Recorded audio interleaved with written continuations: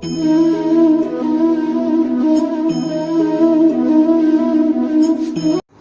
Welcome students. Last લેક્ચરમાં આપણે લોકો પ્રકીર્ણ સ્વાધ્યાય 1 એના ક્વેશ્ચન નંબર 1 અને 2 સોલ્વ કરી ગયા. પણ ક્વેશ્ચન નંબર 2માં ટોટલ 6 ક્વેશ્ચન હતા. એમાં પાંચમો અને છઠ્ઠો ક્વેશ્ચન જે તમને હોમવર્કમાં આપેલો હતો. તો ચાલો એનું સોલ્યુશન જોઈએ આપણે. મેઇન ક્વેશ્ચન એવો હતો કે નીચે આપેલા વિધાનો સત્ય છે કે અસત્ય તે જણાવો કારણ સહિત. કારણ તમારે કહેવાનું હતું એમાં. રેડી? તો જો પાંચમો ક્વેશ્ચન કે જો x બિલોંગ્સ ટુ a અને a is not a subset of b તો x બિલોંગ્સ ટુ b. વિચારો, ઘણા બધા સ્ટુડન્ટ્સના આન્સર આવી ગયા છે, સાચા છે, પણ ઉદાહરણ આપવામાં જે થોડી ઘણી મિસ્ટેક રહી જાય છે. તો મેં તમને કીધું એમ કે એક્ઝામ્પલ જે તમે કોઈ પણ આપી શકો છો, પણ એવી રીતના એક્ઝામ્પલ આપવાનું કે તો પહેલાં જે વિધાન હોય ને તોની પહેલાં લખેલું એને તમારે એક્સેપ્ટ કરવાનું છે, એનું સમાધાન થવું જોઈએ એવું તમારે ઉદાહરણ લેવાનું. પછી આને તમારે ખોટું પાડવાનું છે, તો પછી જે લખેલું હોય એ. જો તમને એવું લાગતું હોય કે આપેલ વિધાન અસત્ય છે તો પહેલાં તો મને એ કહ્યું કે આપેલા વિધાન છે એ અસત્ય છે કે સત્ય. વિચારો, ચાલો થોડુંક વિચારો, મજા આવશે.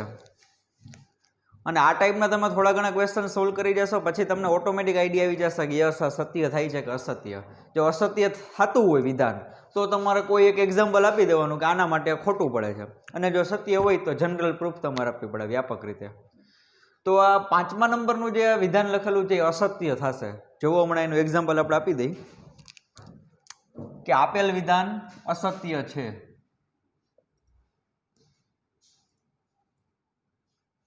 આપેલ વિધાન અસત્ય છે કારણ કે. હવે કેવી રીતે અમારે ગણ લેવાના છે? પહેલા તો જો આમાં કેટલા ગણની ડિસ્કશન છે ક્વેશ્ચનમાં. 3 ગણ છે કે 2 ગણ? ગણ 2 જ છે, આ a અને b. x છે એ તો કોઈક એકાદો સભ્ય હશે ગણનો. ઓકે, તો એ પહેલા તમને ખ્યાલ આવવો જોઈએ. એટલે એ પ્રમાણે તમને ધારણા કરવાની ખબર પડે કે કેટલા ગણ લેવાના છે, કેવી રીતે ગણ લેવા. તો મારે 2 ગણ લેવાના છે. એવી રીતને x બિલોંગ્સ ટુ એ ભૂલી જાઓ, એ તો ગણ એનો કોઈક સભ્ય દર્શાવે છે x. પણ મારા માટે મેઇન આમાં શરત કઈ છે? મારે 2 ગણ ધારવા હોય તો મારે કોનું ધ્યાન રાખવું પડશે? કઈ શરતનું ધ્યાન રાખવું પડશે? તો ઈ શરત છે ને આવડિયા છે કે ગણ એ ગણ બી નો ઉપગણ થવો જોઈએ નહીં. એવી રીતે મારે a અને b ને સપોઝ કરવાના છે. તો ચાલો જોઈએ. આપેલ વિધાન અસત્ય છે કારણ કે હવે હું ગણની ધારણા કરું છું કે a બરાબર આપણે દર વખતે રાખીએ છીએ એવા કોઈક 1,2 રાખી દઈએ. એમાં ગણ તમે ગમે તે લઈ શકો છો. ઓકે, હવે ગણ બી છે ને, ગણ બી એનો ઉપગણ નથી. એવી રીતે મારે ગણ બી લેવાનો થશે. બી બરાબર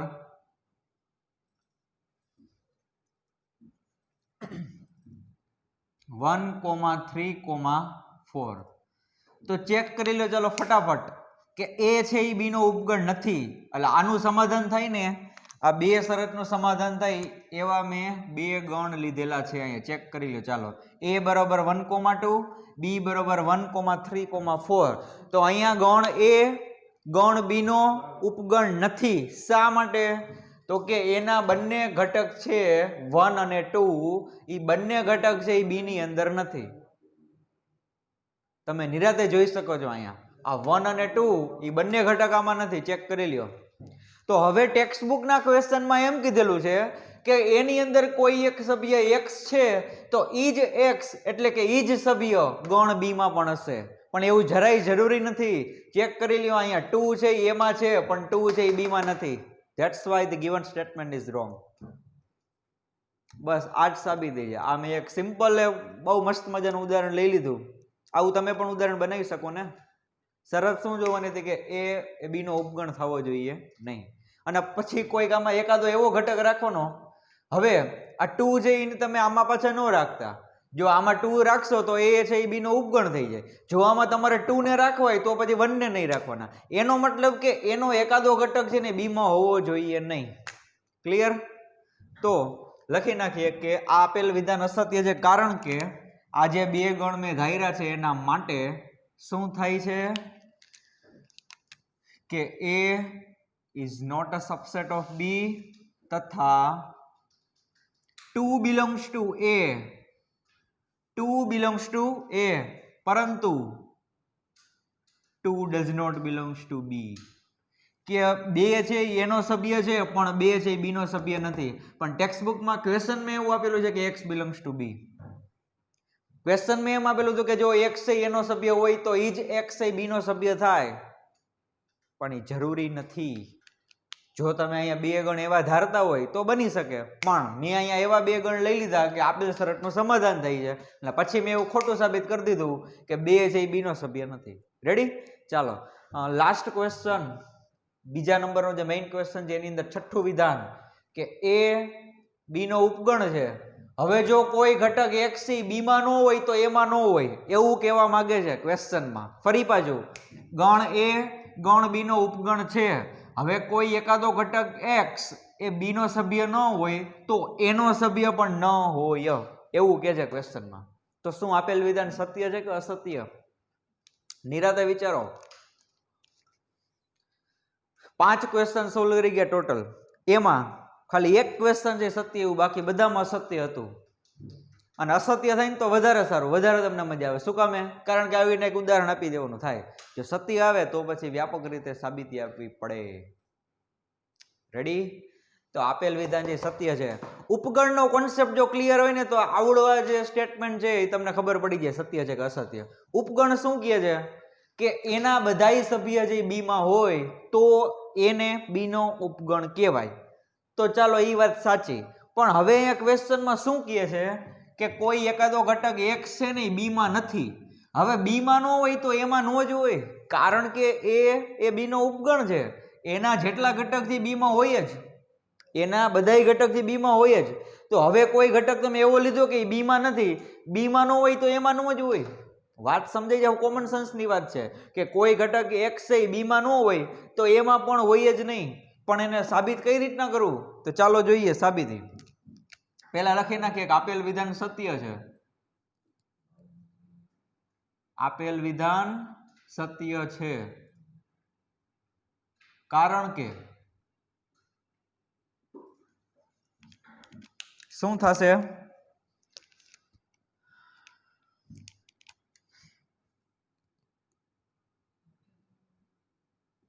આપણે x does not belongs to a સાબિત કરવું છે.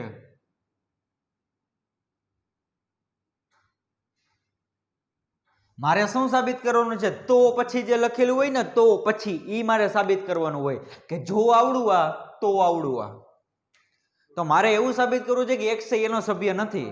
તો હું થોડીક વાર માટે અહીંયા અનિષ્ટાપતિની રીત યુઝ કરું છું, અનિષ્ટાપતિ મેથડ. ઈ મેથડ શું છે કે તમારે જે સાબિત કરવું હોય ને એનાથી ઊંધું પરિણામ તમારે ધારી લેવાનું. તો મારે અહીંયા એવું સાબિત કરવું છે કે x does not belongs to a. તો આનું ઊંધું પરિણામ, આનું વિરોધી પરિણામ શું થાય કે x belongs to a. તો હું અહીંયા એવી ધારણા કરું છું કે ધારો કે x છે એનો સભ્ય છે. ચાલો, બહુ મજા આવશે, નિરાતે ધ્યાન આપજો. ધારો કે x belongs to a. હવે જો x belongs to a હોય ને તો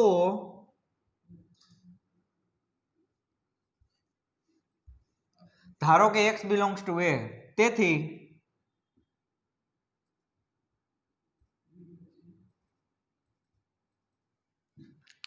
જો x belongs to a હોય તો એટલે કે તેથી x belongs to b થાય. શું કામે? why? મારો ક્વેશ્ચન એ છે કે જો x છે એનો સભ્ય હોય તો x છે b નો સભ્ય પણ હોય. આવું શું કામે થાય?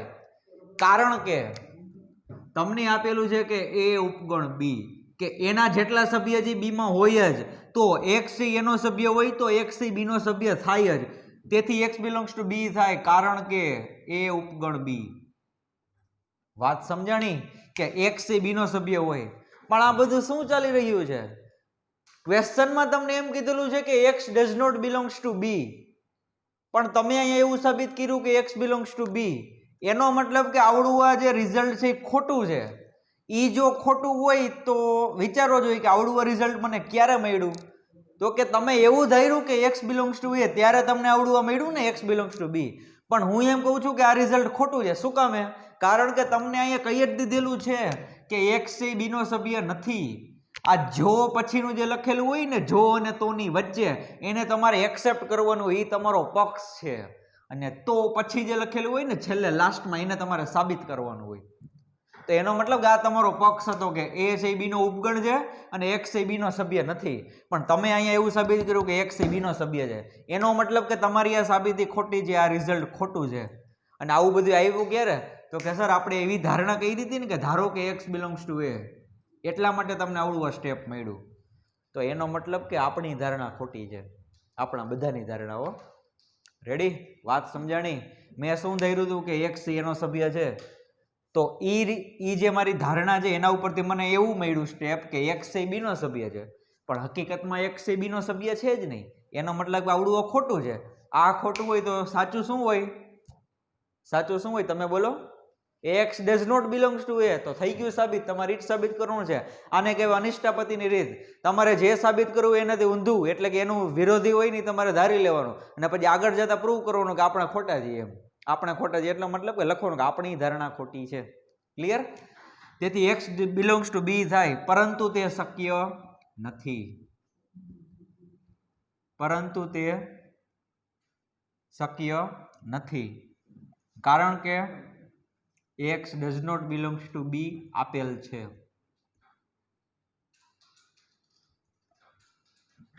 રેડી? પરંતુ તે શક્ય નથી કારણ કે x does not belongs to B આપેલ છે. આમ આપણી ધારણા ખોટી છે. આપણી ધારણા ખોટી છે. તેથી આપણે શું ધારણા કરી હતી કે એક્સ બિલોંગ્સ ટુ એ, ઈ જો ખોટું હોય તો એનો મતલબ કે સાચું શું હોય? તો કે ડઝ નોટ બિલોંગ્સ ટુ.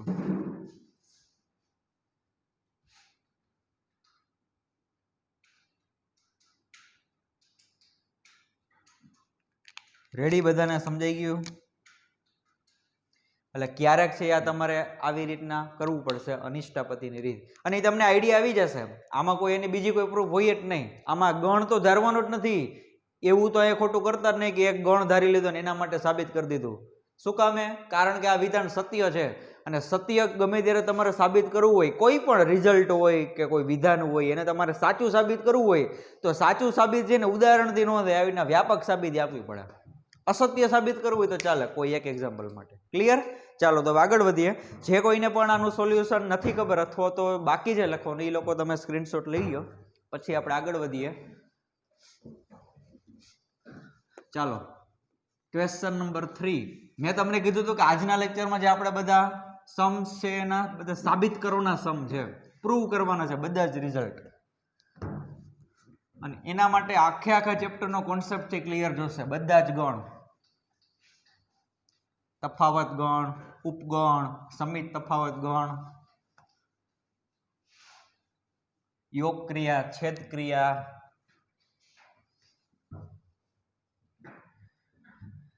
ચાલો તો હવે ક્વેશ્ચન નંબર 3.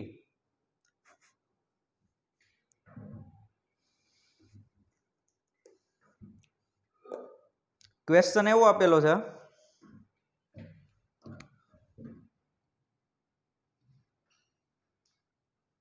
કે ગણ એ, બી અને સી માટે, ગણ એ, બી અને સી માટે એ યોગ બી ઇઝ ઇક્વલ ટુ એ યોગ સી. એ યોગ બી ઇઝ ઇક્વલ ટુ એ યોગ સી, અને એ છેદ બી ઇઝ ઇક્વલ ટુ એ છેદ સી, અને એ છેદ બી ઇઝ ઇક્વલ ટુ એ છેદ સી. સી છે કેપિટલ રાખું છું, છે. સાબિત કરો કે, સાબિત કરો કે બી બરાબર સી. રિઝલ્ટ જે તમારે સાબિત કરવાનું છે તો સાવ ઈઝી છે, બી બરાબર સી.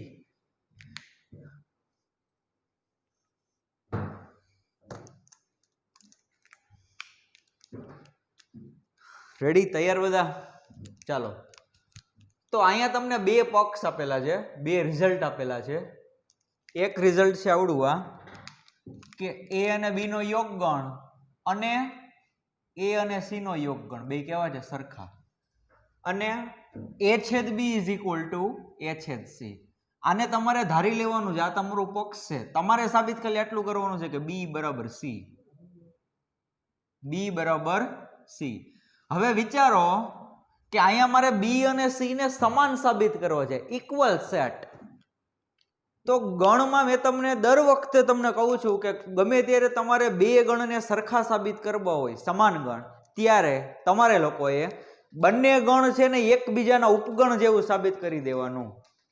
તો અહીંયા મારે એવું સાબિત કરવું પડે કે બી ઉપગણ સી અને સી ઉપગણ બી બે ગણ છે એ એકબીજાના ઉપગણ હોય તો તમે કહી શકો કે આપેલ બંને ગણ છે સમાન ગણ છે.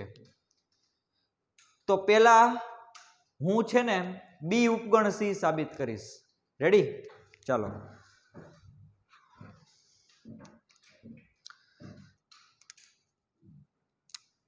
તો ચાલો જો અહીંયા ધ્યાન આપે છે બધા. Four every x,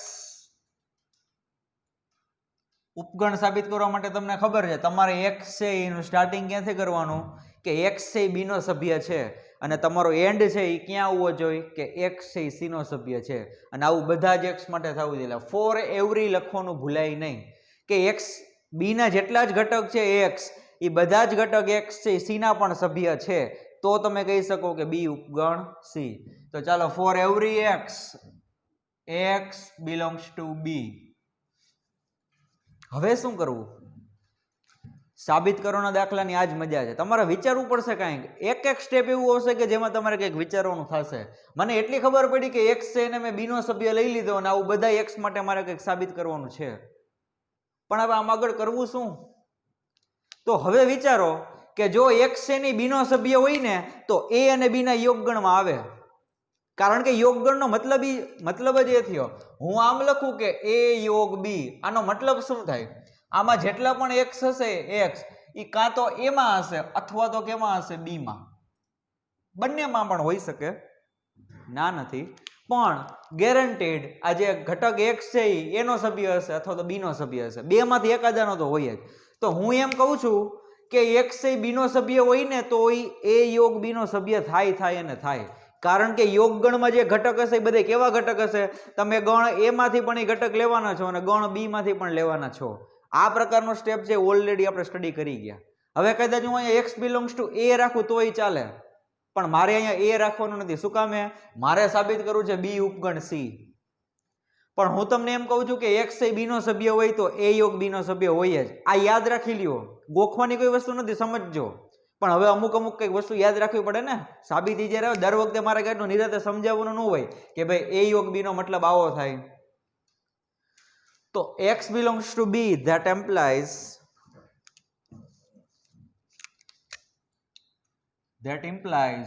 x belongs to a યોગ b. ચાલો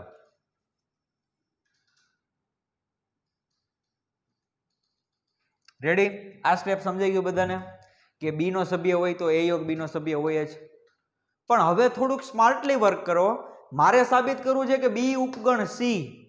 તો અહીંયા જે અત્યારે હું ડિસ્કશન કરું છું એમાં ક્યાંય c તો હજી આવ્યો જ નથી. c ની મારે એન્ટ્રી કરાવવી પડશે. આમાં ગમે ત્યાંથી c છે એમાં ઇન્ટ્રોડ્યુસ થવો જોઈએ. તો આ તમને જે રિઝલ્ટ આપ્યા છે પક્ષમાં એને કઈ એમને નથી આપ્યા બેસાડવા માટે, એનો હવે અહીંયા યુઝ કરવાનો છે કે a યોગ b બરોબર શું લખી શકાય? a યોગ c. તો અહીંયા a યોગ b ની જગ્યાએ હું લખી નાખું છું a યોગ c. x belongs to a યોગ c. કારણ કે હું લખી નાખું છું કે a યોગ b બરાબર a યોગ c આપેલું છે.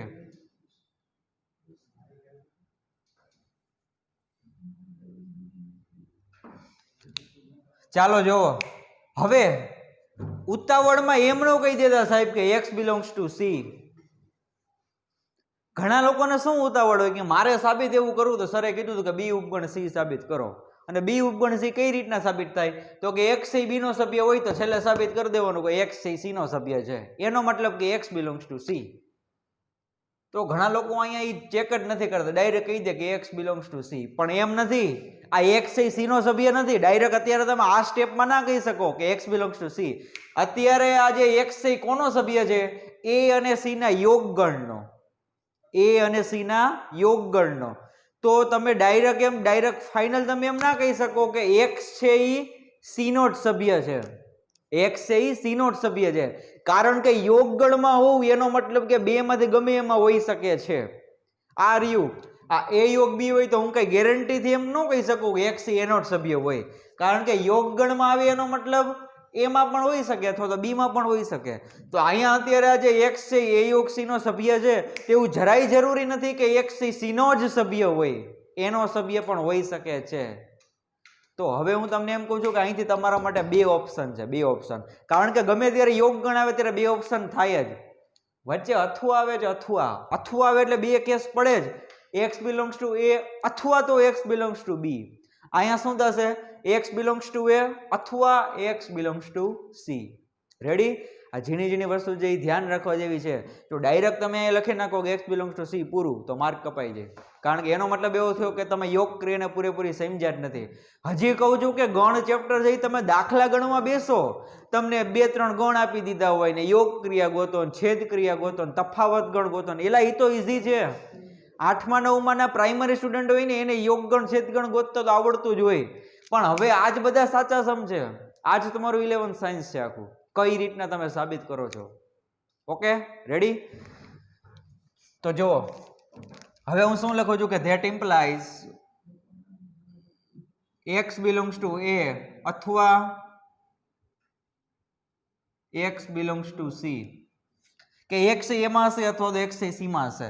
તો હવે અહીંયા તમારા માટે બે ઓપ્શન છે, તમારા 1 by 1 બે માટે સાબિત કરવાનું છે. જો મારું સ્ટાર્ટિંગ તો આવડવા જતું હોય એક્સ બિલોંગ્સ ટુ બી, એમાં બે કેસ પડ્યા કે કાં તો એનો સભ્ય હશે અથવા તો સી નો સભ્ય હશે, કાં તો એનો સભ્ય હશે અથવા તો સી નો સભ્ય હશે. તો હવે હું કેસ 1 ડિસ્કસ કરીએ. આપણે અહીં લખું છું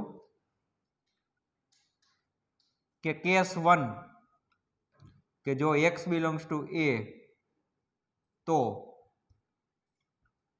આવડો કેસ હું ડિસ્કસ કરું છું પેલા એક્સ બિલોંગ્સ ટુ એ વાળો. ઓકે, તો હવે વિચારો કે મારું સ્ટાર્ટિંગ શું હતું, એ ફરી પાછું તમારે લખવું પડશે કે for every x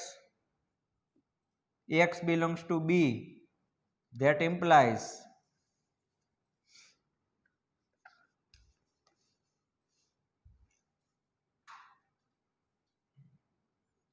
x belongs to A. જોજો આ મેં મારું સ્ટાર્ટિંગ હતું ને અહીંયા લખ્યું છે.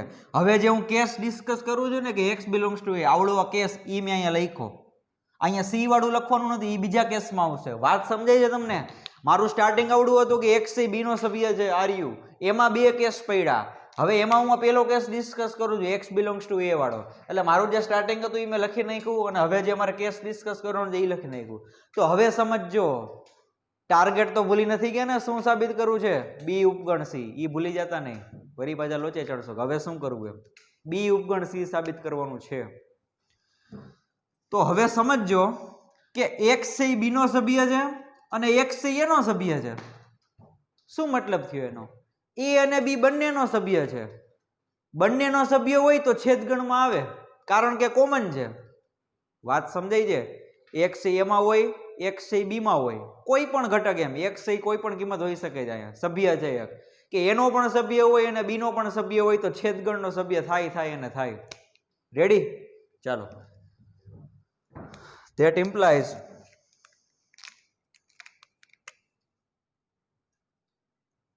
x belongs to a છેદ b.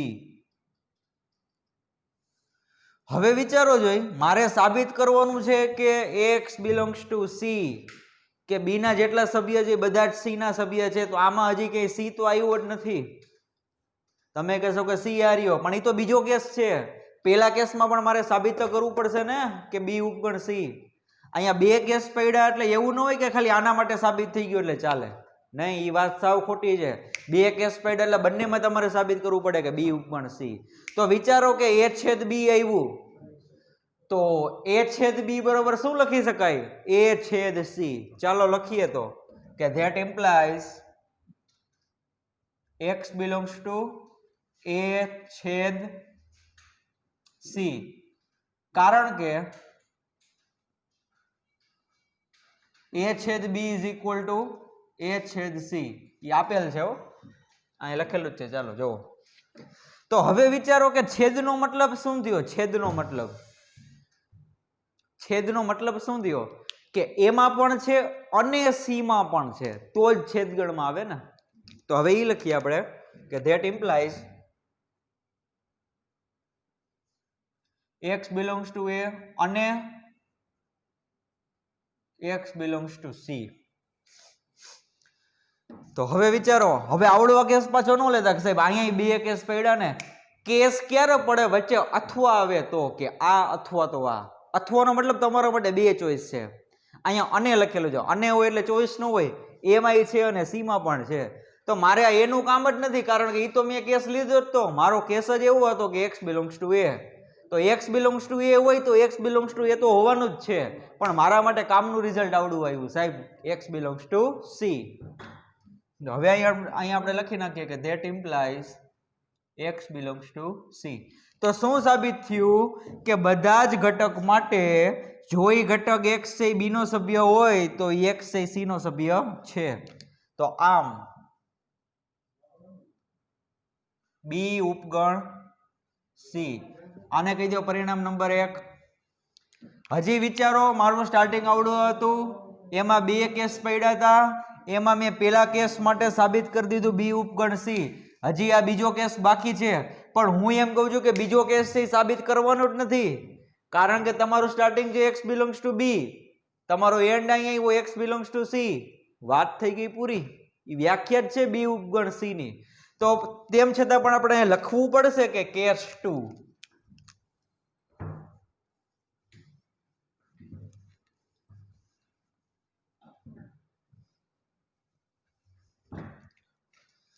ચાલો જુઓ કેસ 2.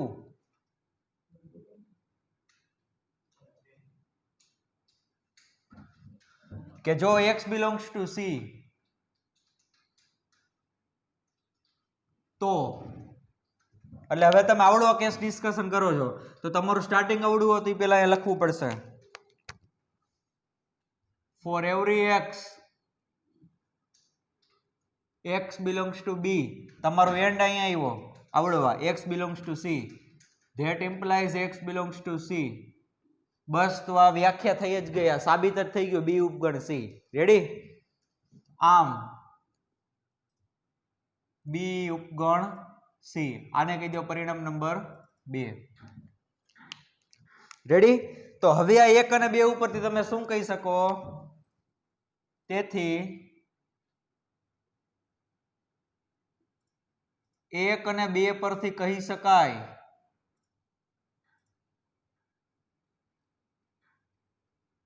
કે b ઉપગણ c. આને કહી દો પરિણામ number 3.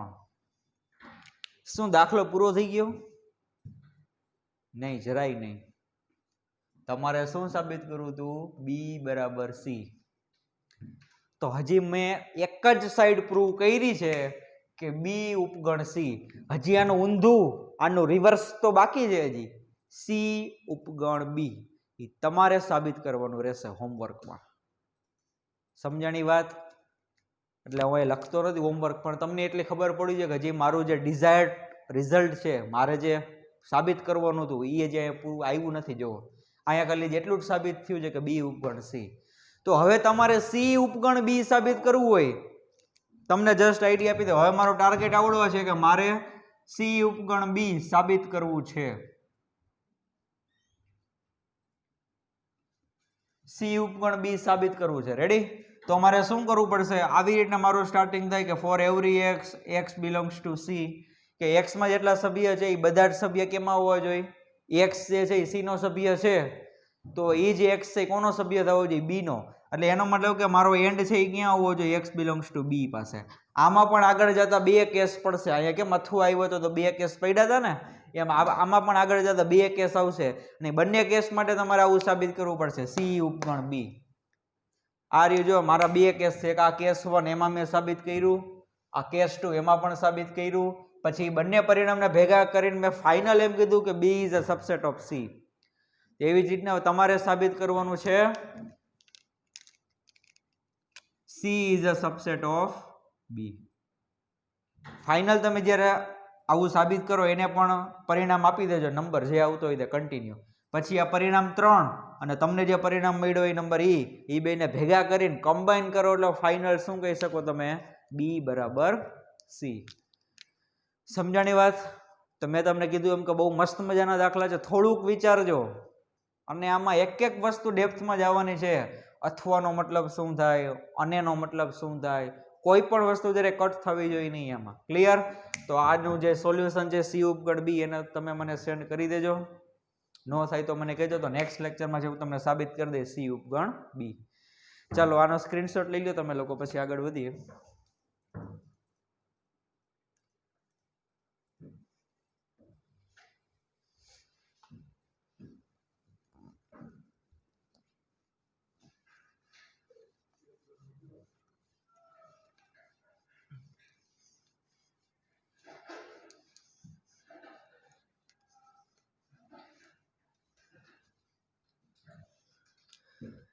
Question number 4. Question number 4.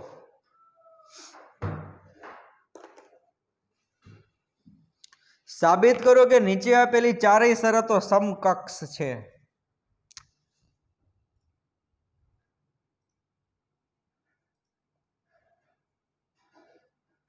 સાબિત કરો કે નીચે આપેલી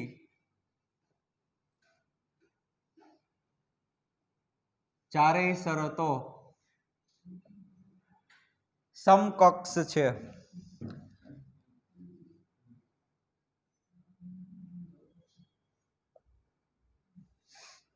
એમાં પેલું એ ઉપગણ બી, બીજું છે a minus B is equal to 5, ત્રીજું એ ઉપગણ બી બરાબર બી, અને ચોથું એ છેદ બી બરાબર એ. એ છેદ બી બરાબર એ. ચાલો જુઓ, હવે આ જે ક્વેશ્ચન છે ને એની નીચે તમને કીધેલું છે કે હકીકતમાં તમારે કરવાનું છે શું? વર્ક. કારણ કે તમને એમ કીધું છે કે ચારેય શરતો સમકક્ષ છે. તો સમકક્ષનો મતલબ શું? કે 1 માંથી 2 સાબિત કરવાનું, 2 માંથી 3, 3 માંથી 4 અને 4 માંથી a. પણ યાદ કરો તમે લોકો મારા પ્રીવિયસ લેક્ચર જ્યારે ઉપગણ નામનો કોન્સેપ્ટ આવ્યો હતો, યોગક્રિયા અને છેદક્રિયા પૂરું થઈ ગયું હતું, ત્યારે મેં એક એવું રિઝલ્ટ સાબિત કરેલું હતું અગત્યના પરિણામો. એમાં આપણું પહેલું આવડું હતું કે એ ઉપગણ બી, પછી બીજું આપણે આવું સાબિત કર્યું હતું કે એ યોગ બી બરોબર બી, અને લાસ્ટમાં આપણે એવું પ્રૂવ કરી ગયા હતા કે એ છેદ બી બરોબર એ. અને મેં તમને આમાં નાના અને મોટા ગણ એવી રીતના યાદ રખાવ્યું હતું કે જો કોઈ ગણ જે બીજા ગણનો ઉપગણ હોય તો એ બેયના યોગ ગણનો આન્સર આવે મોટો ગણ, છેદ ગણનો આન્સર આવે નાનો ગણ. કારણ કે એ છે એ બી નો ઉપગણ છે, તો એનો મતલબ કે કયો ગણ મોટો હશે? બી નામનો ગણ છે એ થોડોક મોટો હશે એ કરતા.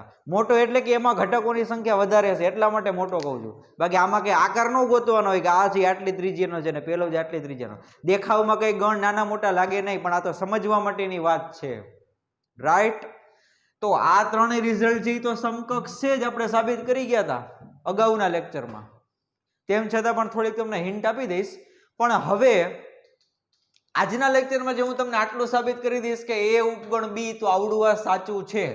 પણ હું એવું નથી કહેતો કે ખાલી આના ઉપરથી હું બે બાજુ સાબિત કરીશ. 1 ઇમ્પ્લાઇઝ 2 અને 2 ઇમ્પ્લાઇઝ એ, કે જો એક સાચું હોય તો બીજું સાચું પડે અને બીજું સાચું હોય તો પેલું સાચું પડે. 1 ડબલ ઇમ્પ્લાઇઝ 2. આ ડબલ ઇમ્પ્લાઇઝ ને ખાલી ઇમ્પ્લાઇઝ જે છે એ તમારે ગાણિતિક તર્કમાં આવશે. ખાલી સિંગલ ઇમ્પ્લાઇઝ હોય તેને કહેવાય પ્રેરણ.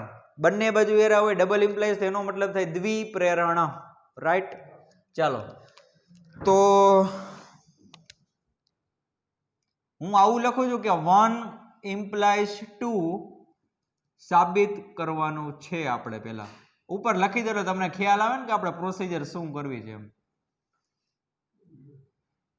1 implies 2 સાબિત કરવાનું છે કે જો a છે એ b નો ઉપગણ હોય તો a માંથી તમે ગણ b ને બાદ કરો તો ખાલી ગણ આન્સર આવે.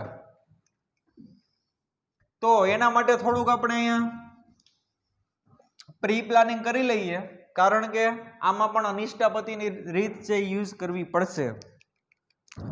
જો અહીંયા બે એક્ઝામ્પલ લઉં છું. પેલું a બરાબર 1,2 અને b બરાબર 1 2 3. આમાં a છે એ b નો ઉપગણ છે ચેક કરી લ્યો. તો હવે તમે a માઇનસ b કરો. a માઇનસ b નો મતલબ શું થાય? કઈ રીતે a માઇનસ b મળે? તો કે એવા ઘટક રાખવાના કે જે a માં હોય પણ b માં ન હોય. અને જ્યારે સમ અને જે તમે જ્યારે સોલ્વ કરવાનો થાય તમારે જ્યારે a માઇનસ b ગોતવું હોય ત્યારે તમે શું કરતા હતા? તો કે ગણ a માંથી તમે છેદગણના જે ઘટક હોય ને એને બાદ કરી નાખતા હતા. છેદગણના ઘટકો એમ ખબર ન પડે તો અહીંયા એની અંદર બે ઘટક છે 1 અને 2. તો a માઇનસ b નો આન્સર 1 અને 2 નો આવે. શું કામે? કારણ કે આ બંને ઘટક છે પાછા b માં પણ છે. જુઓ ચેક કરી લ્યો. મારે અહીંયા એવા ઘટક લખવાના થાય કે જે b ના સભ્યો હોવા જોઈએ નહીં, પણ અહીંયા તો એના બંને સભ્ય જે b ના સભ્ય છે જ. એનો મતલબ કે આના a માઇનસ b નો આન્સર 5 આવશે. ખાલી ગણ. વાત સમજાય છે? હવે બીજું એક એક્ઝામ્પલ એવું લઉં કે એમાં જે a છે એ b નો ઉપગણ નહીં હોય. a બરાબર 1,2 અને b બરાબર 1 3 4. તો અહીંયા a છે એ b નો ઉપગણ નથી. ચેક કરી લ્યો. શું કામે? કારણ કે 2 છે આમાં નથી. ચેક કરી લ્યો. ચાલો તો હવે આમાં તમે a માઇનસ b ગોતવા જાઓ. a માઇનસ b તો a માંથી કયા ઘટક બાદ કરવાના? બેયના છેદગણમાં હોય તે. બેયના છેદગણમાં કયો ઘટક આવશે? તો કે 1. તો 1 ને કાઢી નાખો એટલે આમાં આન્સર આવશે ખાલી 2. ચેક કરી લ્યો. આ જે ઘટક 2 છે એનો સભ્ય હશે પણ b નો નહીં હોય.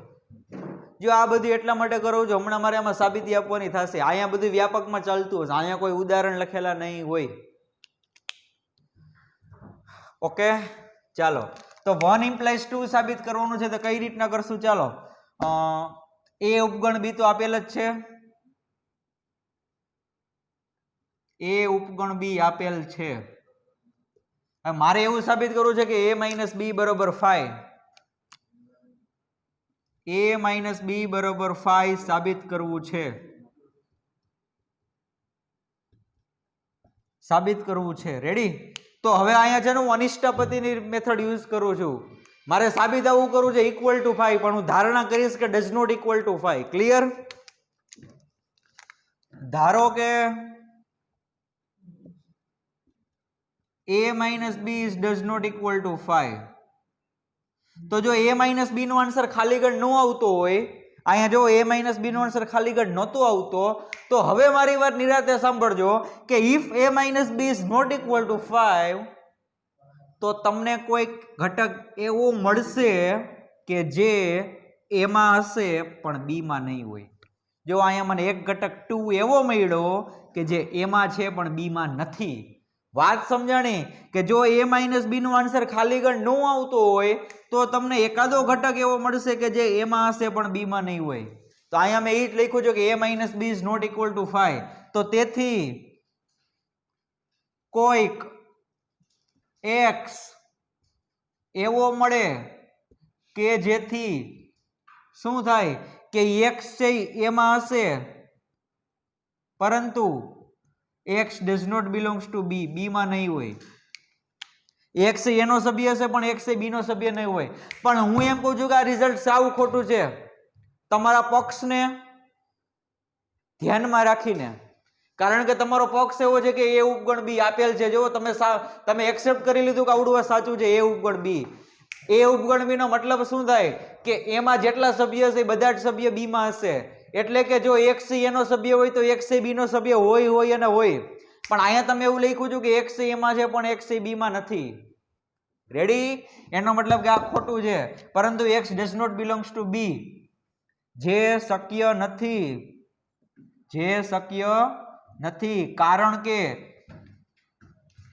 a ઉપગણ b આપેલ છે. આર્યુ. તેથી આપણી ધારણા ખોટી છે. આપણી ધારણા ખોટી છે. ખોટી હોય તો સાચું શું હોય કે તેથી a માઇનસ બી આપણે આવું ધાર્યું હતું ને નોટ ઇક્વલ ટુ 5 તો a minus B equal to 5 થશે. તો જો મેં સ્ટાર્ટિંગ અહીંથી કર્યું તો a ઉપગણ b થી એટલે આમ ફાઇનલ લખી નાખું કે a ઉપગણ b that implies a minus b is equal to 5. a ઉપગણ b that implies a minus b is equal to 5. Okay તો આ મેં પહેલામાંથી બીજું સાચું કરી દીધું કે જો આવડું આ હોય તો આ સાચું છે આ રહ્યું આમાંથી આ. હવે મારે ઊંધું સાબિત કરવું છે 2 implies 1 તો ફટાફટ છે એ આપણે સાબિત કરી દઈએ.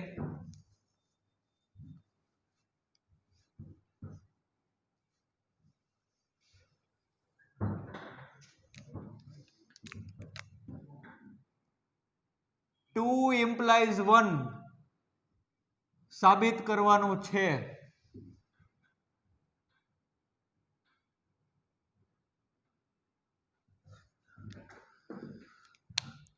એટલે આવડું હવે તમારે એક્સેપ્ટ કરવાનું છે a minus B is equal to 5 આપેલ છે.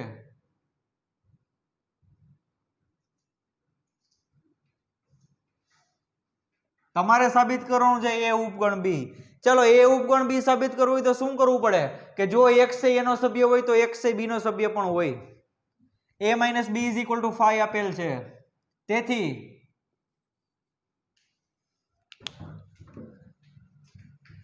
નહીં પણ હવે આપણે સાબિત શું કરવું છે a ઉપગણ b સાબિત કરવાનું છે. a ઉપગણ b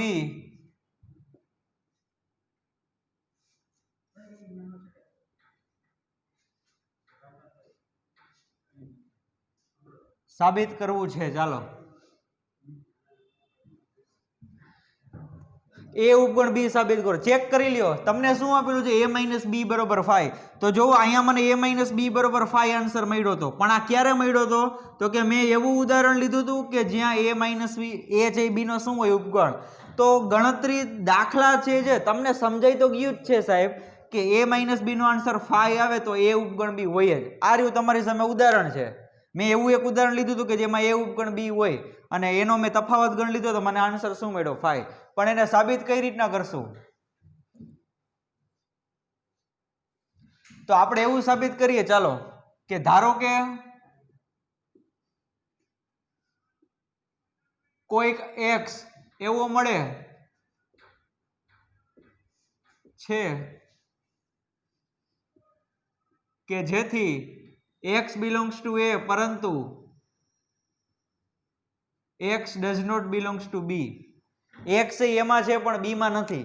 પણ આ સાચું નથી. શું કામે પરંતુ x does not belongs to b જે શક્ય નથી. અથવા તો એમ કહી શકાય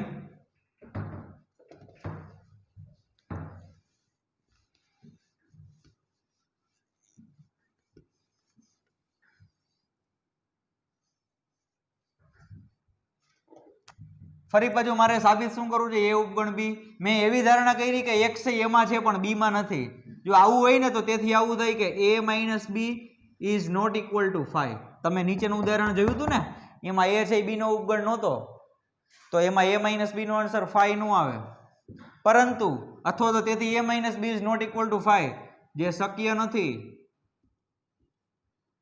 કારણ કે આપેલું શું હતું તમને તમે શું અઝ્યુમ તમે શું કર્યું હતું કે a માઇનસ બી બરોબર 5 છે કારણ કે a માઇનસ બી બરોબર 5 આપેલ છે. તેથી આપણી ધારણા ખોટી છે.